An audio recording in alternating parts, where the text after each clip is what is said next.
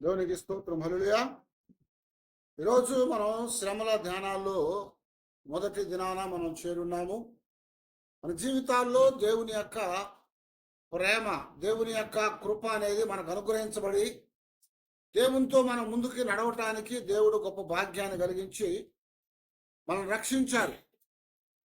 ఆయన ఇచ్చిన రక్షణ మనం పొందాం కనుక ఆయన మాటలు బట్టి మనం నిత్యము కూడా ఆయన్ని జ్ఞాపకం చేసుకోవాలని దేవుడు మనకి సెలవిచ్చారు. కనుక ఈరోజు దేవుని యొక్క సన్నిధిలో ఈ శ్రమల ధ్యానాల్లో మొదటి దినము దీన్ని భస్మ బుధవారం అని పిలుస్తూ ఉంటారు. ఈ భస్మ బుధవారాన్ని లోకంలో అందరూ కూడా ఎక్కువగా క్యాథలిక్కులు, తర్వాత మరి లూథరన్స్, అలాగే ప్రొటెస్టెంట్లు చాలా మంది కూడా దీన్ని ఆచరించేవారుగా ఉన్నారు. అయితే ఈరోజు మనం జాగ్రత్తగా గమనిస్తున్నట్లయితే దేవుని యొక్క లేఖనాలు శ్రమల కాలాలు అనేటువంటి దాన్ని ఆచరించాలా వద్దు అన్నది ఏమన్నా లేఖనాల్లో మనకి పొందుపరచబడ్డాయని మనం గమనించినట్లయితే దేవుని వాక్యంలో మనకు ఎక్కడా కూడా ఈ మాటలు పొందుపరచబడలేదు. కానీ దేవుని సన్నిధిలో మన జీవితాల్లో మనము ఆత్మీయ మేలు పొందట కొరకు ఉపవాసం అనేది, లేకపోతే ప్రార్థన అనేటువంటిది, దేవుని దగ్గరికి రావటం అనేది, దేవునితో గడపటం అనేది మనకెంతో ప్రాముఖ్యమని దేవుని వాక్యం మనకి జ్ఞాపకం చేస్తూ ఉంది. ఈ యొక్క శ్రమల ధ్యానాల్లో మనం గమనించినట్లయితే ఇది చాలా మందికి ఆచారకరంగా రాయబడింది. కానీ మనకైతే అది ఆచారం కాదు. కానీ దేవుని యొక్క సన్నిధిలో ఆత్మీయ బలాన్ని పొందటానికి దేవుడు మనము ప్రభువుతో గడపాలని కోరుకుంటున్నాడు. దేవుని యొక్క సన్నిధిలో భక్తుడు దావీదు జ్ఞాపకం చేస్తుంటాడు, దేవుని సన్నిధికి వస్తానని చెప్పినప్పుడు నేను సంతోషపడాలని చెప్తున్నాడు. అలాగే మనం కూడా దేవుని సన్నిధికి రావాలని సంతోషపడాలి. దేవుని వాక్యంలో మరొక మాట మనకి ఆమోసు గ్రంథంలో కూడా రాయబడతా ఉంది. అక్కడ అంటాడు కదా, దేవుని సన్నిధిలో కనపడ్డకు మీరు రండి అంటాడు. దేవుని సన్నిధిలో మనం కనపడటానికి రావాలి. యాకోబులో మనకి జ్ఞాపకం చేసినట్లుగా మీరు ఆయన యొద్దకు రండి, అప్పుడు ఆయన మీ యొద్దకు వస్తాడని చెప్తున్నాడు. కనుక మనము దేవునితో గడపాలంటే మనం మొట్టమొదట దేవుని దగ్గరికి రావాలి. దేవుని దగ్గరికి రావటం ద్వారా దేవుడు మన దగ్గర ఉంటాడు.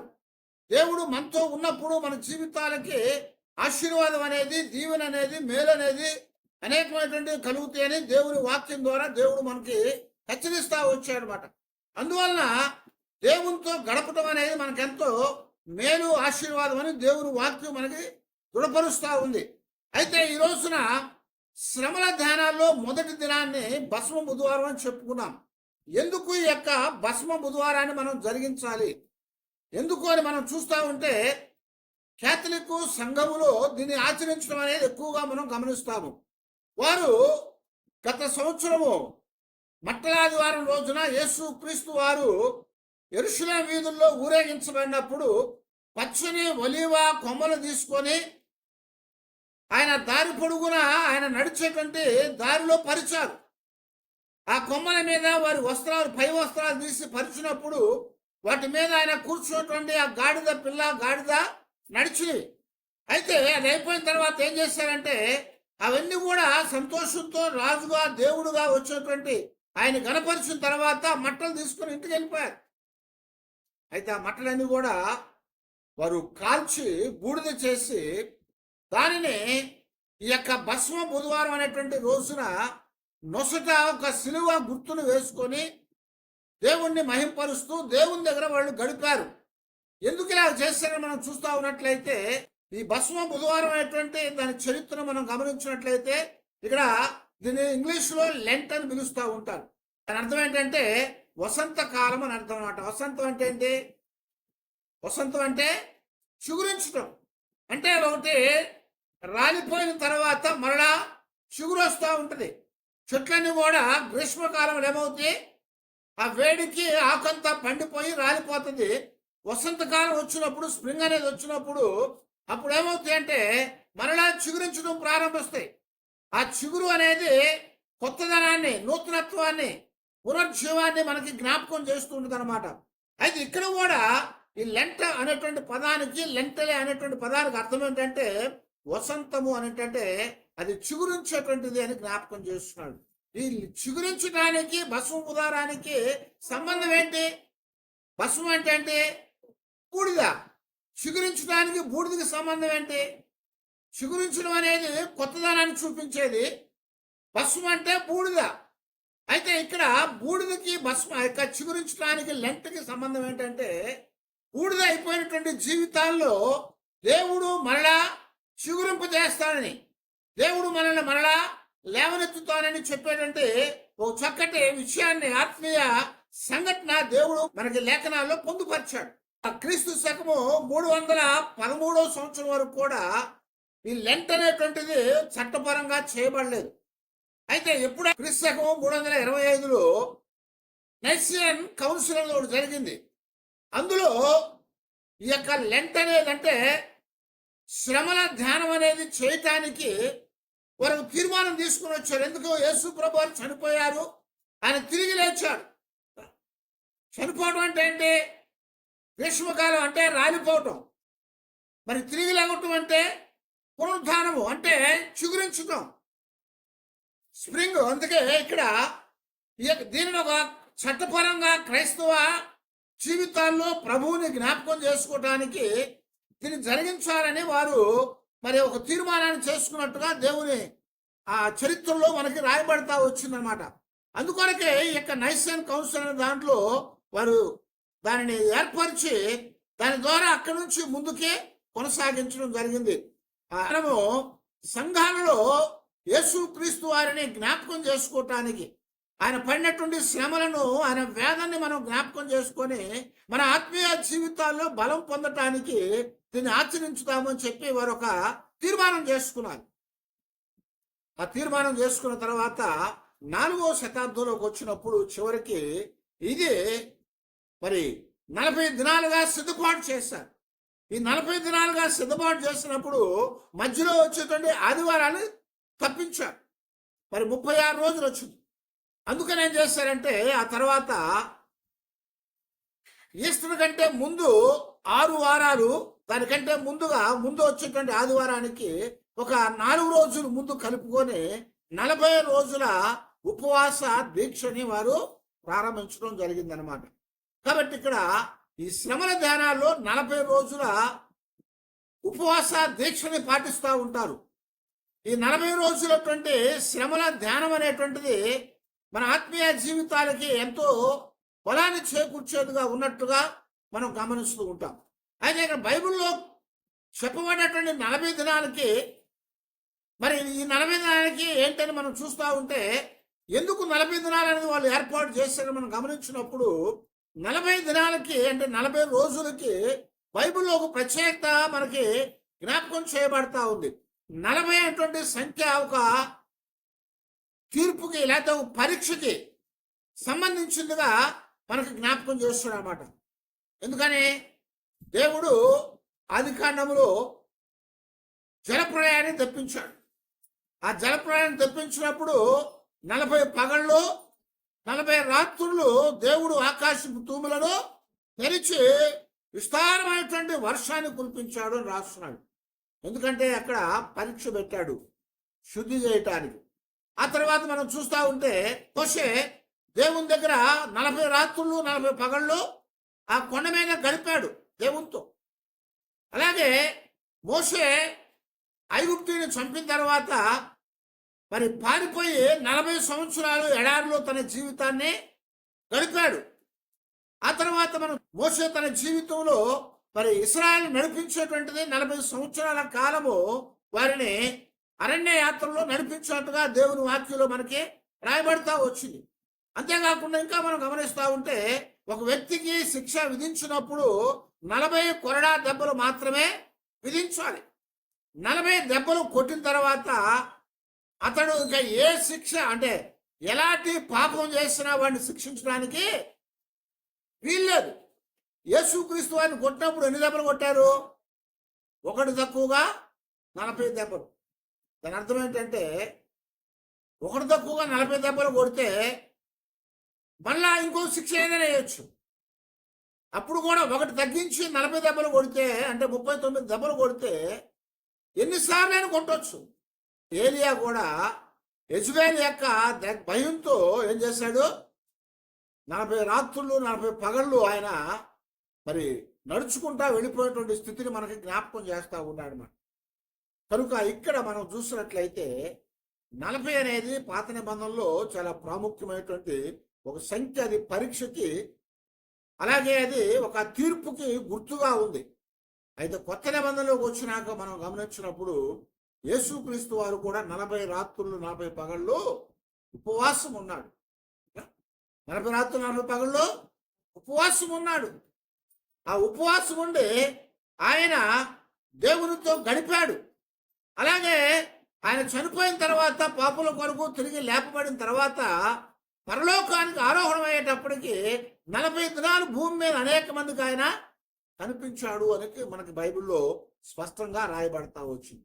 అందువలన ఈ యొక్క శ్రమల ధ్యానాన్ని ఎందుకు 40 దినాలు ఏర్పాటు చేశారంటే, బైబిల్లో ఉన్నటువంటి 40 అనేటువంటి సంఖ్య పరీక్షకి అలాగే తీర్పుకి గుర్తుగా ఉంది. కనుక మనము కూడా మన జీవితాల్లో పరీక్షించుకొని దేవుని యొక్క తీర్పును తప్పించుకోవటానికి మనము కూడా దేవుని సన్నిధిలో దినాలు గడపాలని, ఆ దినాల్లో చర్చి పెద్దలు అంటే సంఘ పెద్దలను పిలువబడేవారు, మరి చరిత్రకారులను పిలువబడినటువంటి వారు ఆ దినాల్లో సంఘాన్ని నడిపించేటువంటి ఆ పెద్దవారు దాన్ని ఏర్పాటు చేసినట్టుగా మనకి చరిత్ర జ్ఞాపకం చేస్తా ఉందన్నమాట. ఈ యొక్క 40 దినాల్లో మొదటి దినము భస్మము ఏర్పాటు చేశారు.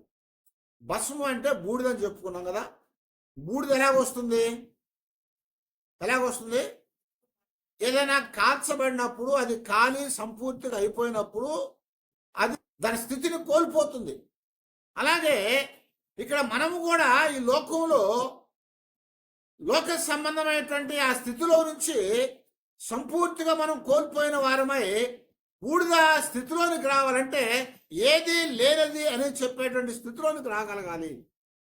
దాని కొరకు బూడిద అనేది ఏర్పాటు చేయబడింది. ఇంకా మనం గమనిస్తూ ఉంటే బూడిద అనేది బైబిల్లో పశ్చాత్తాపానికి వాడబడింది అన్నమాట. బూడిద పశ్చాత్తాపానికి వాడబడింది. బైబిల్లో ఇశ్రాయేలులు బూడిదలో కూర్చొని గోనిపట్ట కట్టుకొని తల మీద బూడిద జల్లుకొని ఉపవాసం ఉండేవారు. అలాగా ఏలియా చేశాడు, మరి అలాగే ఇర్మియా చేశాడు, ప్రవక్తలు చేశారు. ఆ తర్వాత మరి ఆ ఇశ్రాయేల్ని చంపుదామని చూసినప్పుడు మొర్దెకై బయట బూడిదలో కూర్చొని మరి ఆయన గోనిపట్ట కట్టుకొని ఉపవాసం ఉన్నాడు. యోబు తన జీవితం ఏం చేశాడు? బూడిదలో కూర్చున్నాడు. తన యొక్క జీవితం అంతా కూడా వ్యర్థమైపోయిందని, ఇంకా శూన్యమైపోయిందని బూడిదలో కూర్చొని ఆయన చిన్న పెంకుతో గోక్కున్నట్టుగా మనకి బైబిల్లో జ్ఞాపకం చేయబడతా వచ్చు. ఇంకా చూస్తూ ఉంటే మరి యోనా యొక్క గ్రంథంలో కూడా నినివే పట్టణస్థులు దేవుని యొక్క తీర్పు మీ మీదకి రాబోతుందని యోనా చేత ప్రకటన చేయబడినప్పుడు వారు దేవునికి భయపడిన వారు ఏం చేశారంట? 40 రాత్రులు 40 పగళ్ళు రాజు సింహాసనం మీద కూర్చున్న రాజు మొదలుకొని పసిపిల్లల వరకు కూడా పశువులు సైతము ఏమి తిండి నీరు లేకుండా ఉన్నట్లుగా బైబిల్లో మనకి రాయబడింది. అప్పుడేమైంది?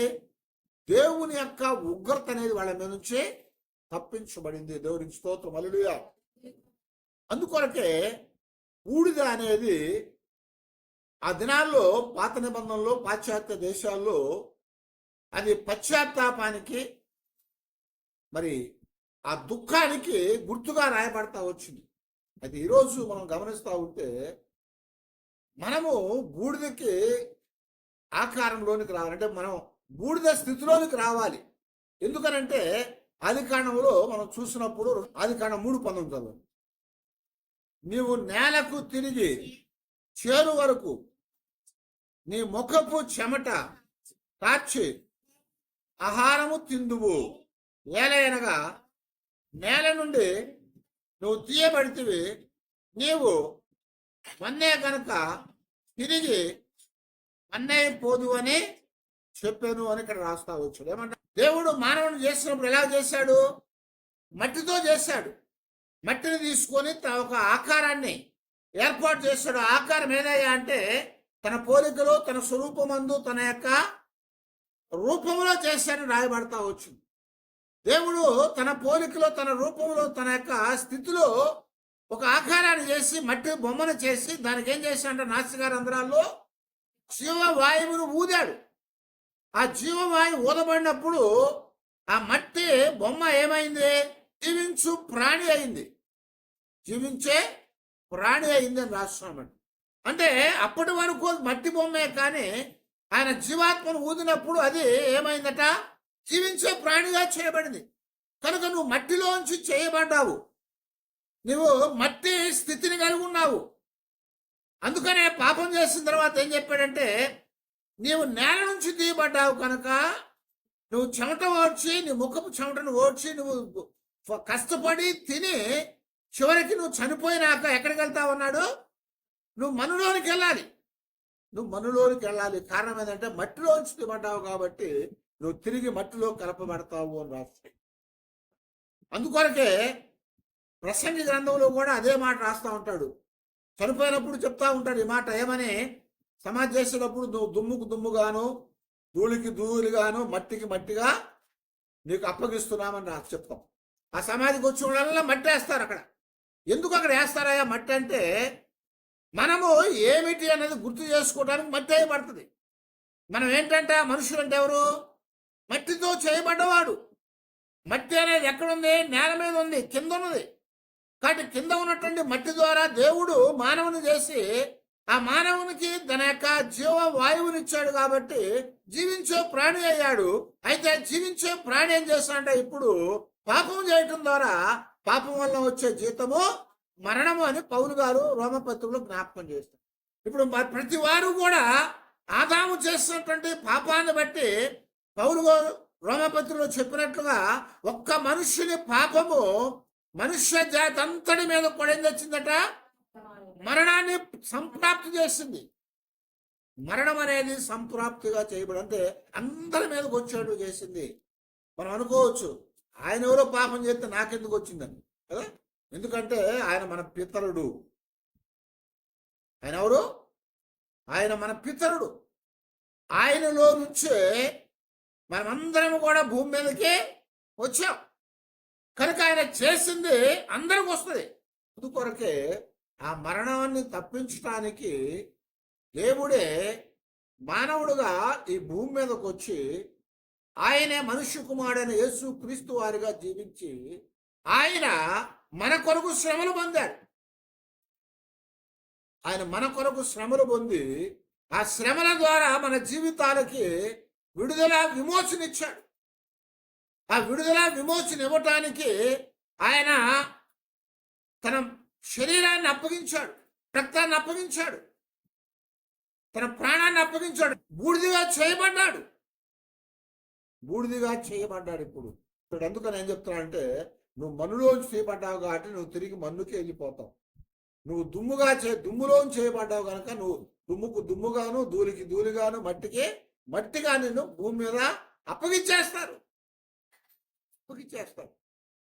అయితే ఈరోజు భస్మ బుధవారం అనేది మన జీవితాల్లో కూడా మనము పాపం చేసాం కనుక ఆ పాపము చేసిన దాన్ని బట్టి మరణం అనేది వచ్చిందని, ఆ మరణం మనల్ని నాశనానికి తీసుకెళ్ళిందని, ఆ నాశనం ద్వారా మన జీవితాల్లో మనము దహించబడినటువంటి వారమై బూడిదిగా చేయబడం, అంటే శూన్యముగా చేయబడ్డాం.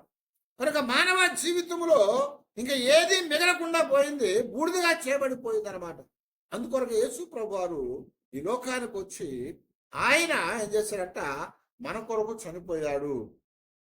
అందుకొరకే ఇప్పుడు దేవుడు ఏం చెప్తున్నా అంటే, ఈ బుధవారం రోజున మీరందరూ కూడా తిరిగి రండి అని చెప్తున్నారు. 50 గ్రంథంలో 2వ అధ్యాయము 12-13 వచ్చాను చూడండి. 50 గ్రంథము 2వ అధ్యాయము 12-13 వచనాల్లో, ఇప్పుడైనను మీరు ఉపవాసం ఉండి కన్నీరు విడుచుచు దుఃఖించుచు మన పూర్వకముగా తిరిగి నా యొద్దకు రండి. ఇదే యెహోవా వాక్కు అని ఇక్కడ జ్ఞాపకం చేస్తున్నాడు. దేవుడే యెహోవా కరుణ వాత్సల్యము గలవాడు గనుక శాంతిమూర్తియు అత్యంత కృపగలవాడనై ఉండి తాను ఉద్దేశించిన కీడును చేయక పశ్చాత్తాప పడును. కనుక మీ వస్త్రములను కాక మీ హృదయములను చింపుకొని ఆయన తట్టు తిరుగుడి అని ఇక్కడ జ్ఞాపకం చేస్తున్నాడు. హల్లెలూయా. ఏమన్నా అండి, మీ దేవుడు ఎలాంటి వాడట? ప్రేమ గలవాడు, కరుణ వాత్సల్యం కలిగిన వాడు, అత్యంత శాంతపరుడు, కృపగలవాడు, ఆయన దయామూర్తి, ఆయన కరుణామయుడు. కనుక ఆయన ఒక అవకాశాన్ని ఇస్తున్నాడు మనకేమనంటే, ఇలా చెప్పుకున్నట్టుగా పూర్వకాలం వాళ్ళందరూ ఏం చేసేవాళ్ళంటే, బాధ వచ్చినప్పుడు, కష్టం వచ్చినప్పుడు, శ్రమ కలిగినప్పుడు, మరి నష్టం కలిగినప్పుడు వాళ్ళు ఏం చేసేవారు? పశ్చాత్తాపడటానికి బూడిదలో కూర్చొని గోని పట్ట కట్టుకునేవారు. ఇలా బట్టలు చింపేసుకొని గోని పట్ట కట్టుకునేవారు. గోని పట్ట కట్టుకొని అక్కడ వాళ్ళు ప్రార్థన చేసేవారు ఉపవాసం ఉండి. ఇక్కడ దేవుడు చెప్తున్నాడు యోవేలు ద్వారా, మీరు మీ వస్త్రములు కాక మీ హృదయములను చింపుకోండి. పాత నిబంధనలో వస్త్రాలు చింపుకునేవాడు. అయితే ఇక్కడ చెప్తున్నాడు కదా, మీ వస్త్రములు కాక మీ హృదయాలను చింపుకోండి. హృదయాలు ఎందుకు చింపమన్నాడయ్యా అంటే, హృదయం అనేది అంతరంగంలో ఉందని చింపుతాం మనం. పైన బట్ట కాబట్టి చింపేశాం, లోపల గుండెకాయ చీల్చగలమా? హృదయాన్ని చించగలమా? చింపలేము. కానీ ఇక్కడ హృదయాన్ని ఎందుకు చీల్చుకోండి అని చెప్తున్నాడంటే, హృదయములో పశ్చాత్తాపం వస్తే హృదయాన్ని చీల్చినట్టే. అందుకనే పౌలు గారు గడుస్తూ చెప్తూ ఉంటాడు కదా, మీరు ఇశ్రాయేలులు శరీర సంబంధమైన సున్నతి పొందారు, కానీ మనమైతే శరీర సంబంధమైన సున్నతి కాదు కానీ హృదయ సంబంధమైన సున్నతి అని చెప్తుంటాడు. సున్నతి అంటే అది యూదులకు ఆచారం. అది లేనివాడు యూదుడు కాదు. దేవుడు అబ్రహాంతో వాగ్దానం చేశాడు, దేవుడు వాడితో నిబంధన చేశాడు, సున్నతి చేయబడాలి, రక్తం చిందించబడాలని. రక్తం చిందించడం ద్వారా దేవుని యొక్క నిబంధన అబ్రహాంతో ఏర్పాటు చేయబడింది. ఆ నిబంధన ఇశ్రాయేలు అందరికి కూడా వచ్చింది. అయితే ఇప్పుడు దేవుడు చెప్తున్నాడు కదా పౌలు ద్వారా, మనం ఇశ్రాయేలులం కాదు, మనం అందరం ఎవరమే? అన్ని జనాంగం. ఈ అన్ని జనాంగం అనే వారికి సున్నతి లేదు, సున్నతి లేదు. కానీ పౌలు గారు చెప్తున్నాడు, మనము కూడా సున్నతి పొందాలంటున్నాడు. ఎలాగా అంటే, శరీర సంబంధమైనది కాదు కానీ హృదయ సంబంధమైన సున్నతి పొందాలి. అంటే రక్తముతో దేవునితో నిబంధన ఏర్పాటు చేసుకోవాలి. రక్త నిబంధన మనం ఏర్పాటు చేసుకోవాలి. ఆ రక్త నిబంధనని మనం ఏర్పాటు చేసుకోవటానికి మనం ఏం చేయాలంట, బాహ్య సంబంధమైనటువంటి రక్తం అక్కర్లేదు, కానీ అంతరంగంగా ఉన్నటువంటి రక్తాన్ని మనం చిందించమంటున్నాడు. అందుకని హెబ్రీ పత్రిక 4వ అధ్యాయము 12వ వచనంలో మనకు మాట రాయబడతా ఉంటుంది. దేవుని వాక్యం అనేది ఎలాంటిదని చెప్తున్నాడు? సజీవమై బలము గలదై రెండంచుల గల ఎటువంటి ఖడ్గము కంటెను వాడిగా ఉండి అది ప్రాణ ఆత్మలను కీళ్లను మూలుగును విభజించున్నట్లుగా దూరుచు హృదయము యొక్క తలంపులను ఆలోచనలను శోధించుచు ఉన్నది. హల్లెలూయా. దేవుని వాక్యం ఏం చేస్తట, మనం లోపలికి వచ్చినప్పుడు అది ఎక్కడికెక్కడ దూరెళ్తుందట? ఎక్కడికి వెళ్తుందట? ప్రాణ ఆత్మల్లో ఉండదట, కీళ్ళల్లోనూ మూలుగుల్లోనూ, ఇంకా హృదయం యొక్క తలంపుల్లోనూ ఆలోచనలోనూ శోధించేదిగా ఉంటుంది అని చెప్తున్నాడు. దేవుని వాక్యము ఖడ్గము, అది రెండంచులు కలిగిన ఖడ్గమట. ఆ ఖడ్గం ఏం చేస్తుందట? దూరుతా ఉంటుంది. కత్తి అనేది ఏమవుతుంది? గుచ్చుకుంటుంది కదా, కత్తి గుచ్చుకుంటుంది, హృదయంలోకి వెళ్ళిపోద్దట. హృదయంలోకి వెళ్ళాక తలంపుల్లోనికి ఆలోచనలోకి వెళ్ళిపోతాడు. గమనించారా? అలా వెళ్ళిపోయి అది వాటిని శోధించేదిగా ఉంటుంది అని చెప్తున్నాడు. అందుకని అపోస్తుల కార్యాలయంలో కూడాట దేవుని వాక్యం చెప్తా ఉన్నప్పుడట వాళ్ళకి ఏమైందట, వాళ్ళు హృదయముల్లో నొచ్చుకున్నారని రాస్తున్నారు. వాళ్ళు హృదయాల్లో నొచ్చుకున్నారట. ఎందుకు హృదయాలు నొచ్చుకున్నారు వాళ్ళు? దేవుని వాక్యం వాళ్ళకి గుచ్చుకుంది, కింద పుట్టినట్టు వాళ్ళు గాయము చేయబడ్డారంట. దేవుని వాక్యం ఏం చేసిందట, వాళ్ళని వాళ్ళ హృదయాల్ని గాయం చేసింది, అంటే రక్తాన్ని చిందింపజేసింది. కనుక దేవుని యందు వాళ్ళు బాప్తిసం పొందారు, దేవుని పిల్లలుగా వారు తర్వాత చేయబడ్డారని మనకి అపొస్తలుల కార్యాల్లో జ్ఞాపకం చేస్తున్నాడు. అందుకొరకు ఇక్కడ 50 ఏం చెప్తున్నారంటే మీరందరూ కూడా ఏం చేయండి, ఇప్పుడు తిరిగి రావాలి. సరే, మనం ఎక్కడికెక్కడో వెళ్ళిపోయాం, ఏదేదో చేసాం ఇప్పటి వరకు, కానీ దేవుని మాట చెప్తుంది కదా, మనం ఎక్కడికి వెళ్ళినా ఏం చేసినా సరే ఇప్పుడు మనమందరం కూడా తిరిగి రావాలని దేవుడు మనల్ని పిలుస్తూ ఉన్నాడు. ఎందుకని మనము ఆయన పిల్లలమై ఉన్నాము. 100వ కీర్తనలో మనం జ్ఞాపకం చేస్తూ ఉంటాడు, మనము ఆయన వారమై ఉన్నాము. ఏమంటాడు? మనం ఆయన వారమై ఉన్నాం, మనం ఆయన మేపు గొర్రెలము, ఆయన చేత పాలించే ప్రజలము. కనుక 50 చెప్పినట్టుగా మనం ఇప్పుడు ఏం చేయాలంట, తిరిగి దేవుని దగ్గరికి రావాలి.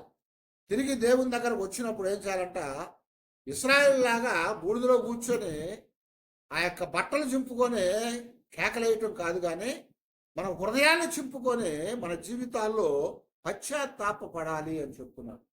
ఆ బూడిద పశ్చాత్తాపానికి గుర్తుగా ఉంది. ఆ బూడిద మన జీవితాల్లో మనం శూన్యం అని చెప్పడానికి గుర్తుగా ఉంది. కనుక ఇప్పుడు మనం ఈ బసవ బుధవారం రోజున మనము శూన్యమైపోయాము, లోకంలో పాపం చేసి మనము చచ్చిపోయాము, మనము దేనికి పనికి రాకుండా పాతి పెట్టబడినటువంటి వారం అయిపోయాము. దుమ్ముకు దుమ్ముగాను, ధూళికి ధూళిగాను, మట్టికి మట్టిగా మనం అప్పగించి పడిపోతాము. అయితే మనల్ని చిగురింపజేసేవాడు, మనల్ని మరలా లేవనెత్తేవాడు ఎవరట? దేవుడు యేసు ప్రభు వారే. మనం లేవనెత్తేవాడు ఆయనే. కనుక ఇప్పుడు ఏమంటున్నాడంటే తిరిగి మనం ఆయన దగ్గరకు వస్తే ఆయన బూడిది కదా, ఇది దుమ్ము కదా, ఇది మట్టి కదా అని, ఇది నశించింది కదా అని విడిచిపెట్టాడు. ఏం చేస్తాడు? శూన్యములోంచి సృష్టిని కలుగు చేసిన వాడు ఆయన. మన జీవితాల్లో కూడా మంటికి మంటిగాను, దుమ్ముకు దుమ్ముగాను, ధూళికి ధూళిగా అప్పగించబడిన మనల్ని మరలా లేవనెత్తేవాడు. అందుకొరకు ఏమన్నా అంటే తిరిగి నా యొద్దకు రండి అని పిలుస్తున్నాడు. తిరిగి రాండి. ఇప్పటికైనా మీరు ఉపవాసం ఉండి కన్నీరుకు విడిచి దుఃఖపడతా మనం పూర్వకంగా తిరిగి నా యొద్దకు వచ్చినట్లయితే ఆయన ఎలాంటి వాడు అంటున్నాడు? ఆయన కరుణామయుడు, కరుణా వాత్సల్యం కలిగిన వాడు, కరుణ గలవాడు, వాత్సల్యం గలవాడు, శాంతమూర్తి, అత్యంత కృపగలవాడు. కాబట్టి ఆయన మనల్ని క్షమించి మన జీవితాలకి మరలా కృపనే అనుగ్రహించేవాడు. కాబట్టి ఈ 40 దినాల శ్రమల ధ్యానాల్లో ఈ మొదటి భస్మ బుధవారం రోజున దేవుని దగ్గరికి మనం రావాలని, మన జీవితము శూన్యమైపోయింది, ఆ శూన్యములో నుంచే దేవుడు మరలా చుట్టూనే కలుగజేయగలడని మనం ఎరిగిన వారమై మన జీవితాల్లో మనం ప్రభువు దగ్గరికి రావాలి, ప్రభువుతో గడపాలి. ప్రభు సన్నిధిలో మనము వచ్చినప్పుడు ఆయన మరలా మనల్ని ఆశీర్వదించేవాడు. ఆయన మరలా మనల్ని జీవింపచేసి మనకి కావలసిన ఆ గొప్ప కృపనిచ్చి మనల్ని ముందుకు నడిపించి మనం ఆయన బిడలుగా జీవించడానికి భాగ్యాన్ని కలిగించేవాడు. దేవుని వాక్యంలో మరి జ్ఞాపకం చేస్తున్నాడు, ఇదిగో పడిపోయి దూరంగా ఉన్నప్పటికీ సరే, ఇదిగో మీరు ఇప్పుడైనా సరే తిరిగి వచ్చినట్లయితే దేవుని కోటలోనికి 2 ఆశీర్వాదాన్ని నేను మీకు ఇస్తాను. తిరిగి వస్తే ఏమన్నాడు?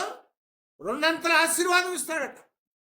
కనుక మనం పాపం చేశాము, మనం పడిపోయాము, మనం చెడిపోయాము, మన స్థితి అంతా దౌర్భాగ్యం అయిపోయింది, మన జీవితం అంతా కూడా దుమ్ముకు దుమ్ముగా, ధూళికి ధూళిగా, మట్టికి మట్టిగా, ఏమీ లేకుండా సమస్తం శూన్యం అయిపోయినా సరే మనం తిరిగి దేవుని దగ్గరకు వస్తే దేవుడు చిగురింప చేసేవాడు. దేవుని దగ్గరకు వస్తే మన జీవితాల్లో మరణ ఆయన అంకురాన్ని లేవనెత్తేవాడు, మనల్ని పైకి లేవనెత్తి జీవింపచేసి 2 ఆశీర్వాదం ఇచ్చే దేవుడు. కనుక ఈ 40 రోజుల శ్రమల దినాల్లో ఈ మొదటి దినాన భస్మ బుధవారం అంటే గత సంవత్సరం మట్లాదివారము మరి వారు యేసు ప్రభు వారి యొక్క ముందర ఆయన జయరాజుగా నడుస్తున్నప్పుడు పరిచినటువంటి ఆ ఖర్జూరపు మట్లన్నీ కూడా దాచిపెట్టి వారు ఈ రోజున వాటిని కాల్చి వాటి బూడిదని తీసి వాళ్ళందరి నొసట సిలువ గుర్తు పెట్టుకొని, ఇదిగో మేమందరం కూడా ఒక దీక్ష తీసుకుంటున్నాము, ఈ 40 దినాలు మేము నీతో గడపబోతా ఉన్నాము.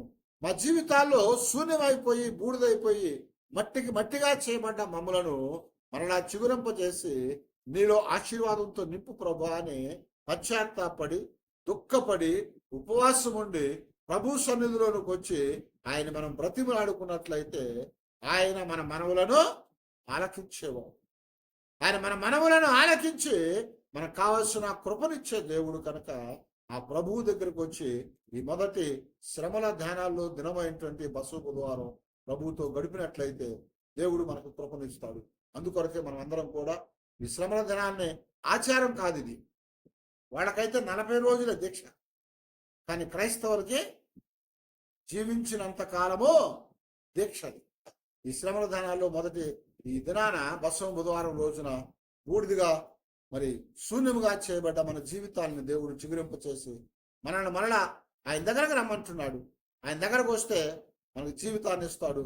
ఆయన దగ్గరకు వస్తే మనం తిరిగి మనం పోగొట్టుకున్న సమస్తాన్ని దేవుడు మనకిచ్చి మనల్ని ఆశీర్వదించేవాడుగా ఉన్నాడు కనుక ఆయన దగ్గర చేరి ఆయనతో మనం గడిపి ఆయన ఆశీర్వాదాలు మన జీవితాల్లో పొందుదాం. అలాంటి కృపా దేవుడు మనకు అనుగ్రహించి నడిపించి బలపరిచేట్టుగా ప్రార్థన చేసుకుందాం. అందరం కూడా తల ఉంచాం.